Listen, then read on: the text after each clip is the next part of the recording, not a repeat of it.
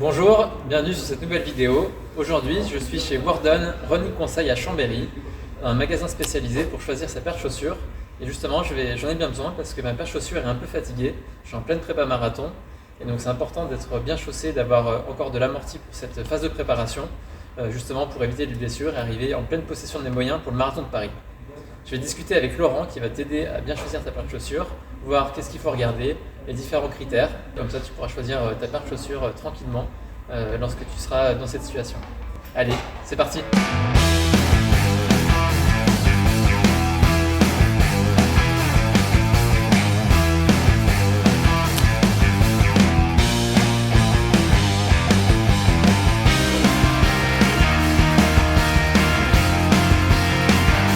Salut Laurent! Salut Guillaume! Alors là, il y a beaucoup de chaussures ici, donc il y a des chaussures de route, il y a des chaussures de trail. Finalement, comment est-ce qu'on fait pour bien choisir une paire de running? Tout simplement, comme tu viens de le faire, déjà déterminer si tu fais de la route ou du trail et en vue d'une compétition ou d'un entraînement. Par exemple, toi, ça va être par rapport au marathon, donc on va se focaliser là-dessus et bien sûr par rapport à ta foulée. Et donc, qu'est-ce qu'on va regarder sur une paire de running en particulier? Alors, déjà, en premier temps, on va te demander de venir avec tes anciennes chaussures afin qu'on puisse les analyser plus précisément, voir l'état d'usure, voir aussi comment tu les uses. Bien sûr, on va regarder aussi par rapport au chrono que tu vas vouloir faire, si la chaussure est suffisamment dynamique, si elle propose suffisamment d'amorti et de stabilité par rapport à ce que tu recherches et surtout pour profiter de ta course. Sur l'amorti, comment est-ce qu'on fait pour le choisir? Si par exemple on a un poids un peu plus lourd, est-ce qu'on va prendre un amorti qui est un peu plus grand? Si on a un poids léger, un amorti plus léger, comment est-ce qu'on a ça? Par rapport à l'amorti, ça va dépendre de ta culture aussi. Si tu as toujours couru avec des pointes, forcément tu n'auras pas la même attente en termes d'amorti. Si tu as prévu de faire ton marathon en 2h30 ou en 4h40, forcément tu ne vas pas avoir besoin du même amorti sur toute cette longueur.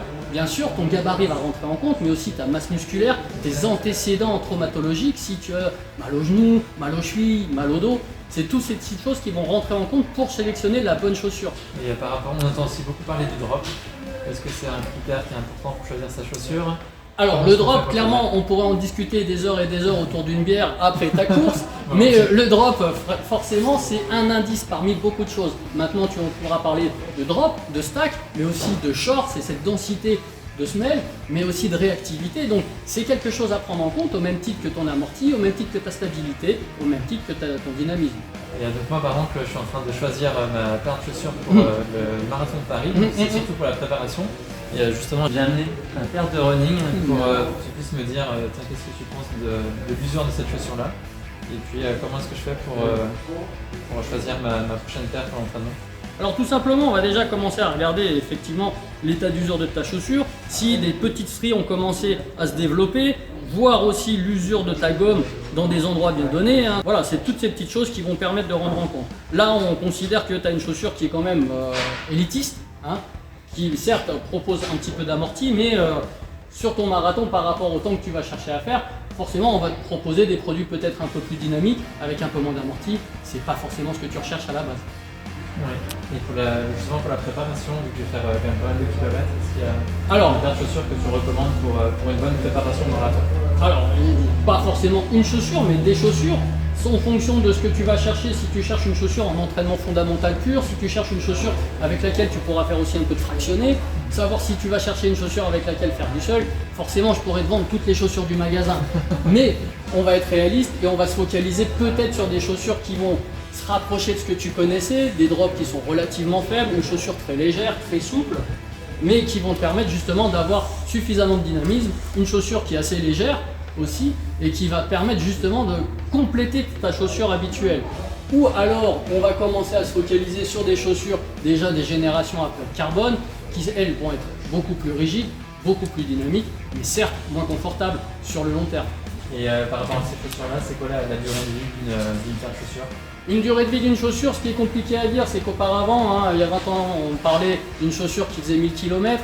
Malheureusement, les chaussures faisaient 2 fois le poids qu'elles sont actuellement. Donc forcément, la durée de vie, c'est mathématiquement réduite. On a tendance à dire qu'il faut considérer qu'à partir de 500-600 km, il faut s'intéresser à l'état d'usure de ta chaussure.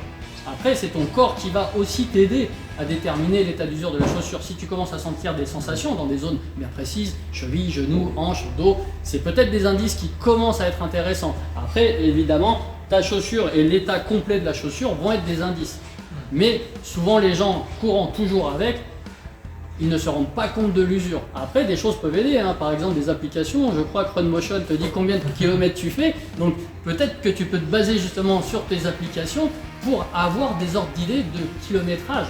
Mais l'idéal, c'est vraiment de passer par rapport à tes sensations pour te rendre compte de cet état d'usure et pas attendre justement que tes chaussures soient complètement rincées pour repartir sur des chaussures. Là, ton objectif est finalement dans 3 mois, il ne faut pas partir non plus en attendant de pousser à bout ton ancienne chaussure pour repartir sur une chaussure sereine et saine pour ton entraînement. Il vaut mieux faire la préparation avec le même type de chaussures finalement.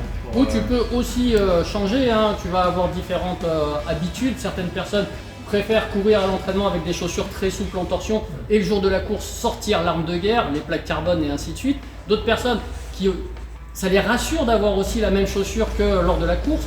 Donc plein de choses, il n'y a que des cas particuliers en course à pied.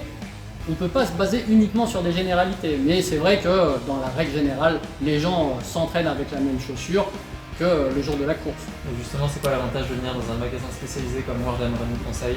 Là, tout simplement, tu vas déjà pouvoir essayer les chaussures, tu vas pouvoir discuter avec des gens qui connaissent un petit peu le process. On va pouvoir aussi démystifier certaines choses, cette fameuse notion de drop, de souplesse, et c'est pas forcément parce que tu as vu une critique d'une chaussure qui était fantastique pour un coureur qu'elle sera forcément bonne pour toi, hein. Beaucoup de gens aiment justement ce côté oversize, d'autres ce côté plutôt minimaliste. Mais aujourd'hui, on va dire que la plupart des chaussures commencent à devenir à peu près sur les mêmes standards, hein, surtout sur les chaussures prévues pour un marathon. Mais avant tout, l'avantage de venir dans un magasin, c'est vraiment pouvoir essayer, parler sa passion avec aussi le vendeur et d'être sur quelque chose qui est le plus adapté par rapport à sa morpho, à sa foulée, savoir si tu as une semelle orthopédique, tous ces petits détails qui peuvent rentrer en compte dans le choix d'une chaussure. Ok, bah parfait. Merci Laurent. Bah de rien. On va essayer. On va regarder 2-3 choses, ouais. Aucun problème. Allons-y, je te laisse t'installer. Merci à Laurent pour tous ces conseils. Maintenant, je repars avec ma paire de running pour pouvoir m'entraîner pour mon marathon. Et donc, j'espère que cette paire de running va m'aider à faire de nombreux kilomètres. Et donc, comme Laurent l'a dit, le mieux c'est d'aller voir ton magasin spécialisé à côté de chez toi pour que tu puisses choisir la paire de running qui corresponde à ta pratique et à tes envies, puisque certaines personnes préfèrent certaines marques. C'est quelque chose d'assez personnel finalement, le choix des paires de chaussures. Et donc, ton magasin près de chez toi t'aidera à faire ce choix-là. Si tu as aimé cette vidéo, tu peux liker la vidéo, tu peux t'abonner à la chaîne et puis tu peux nous dire aussi en commentaire quelle est ta paire de chaussures préférée et avec laquelle tu t'entraînes en ce moment. Allez, bon entraînement!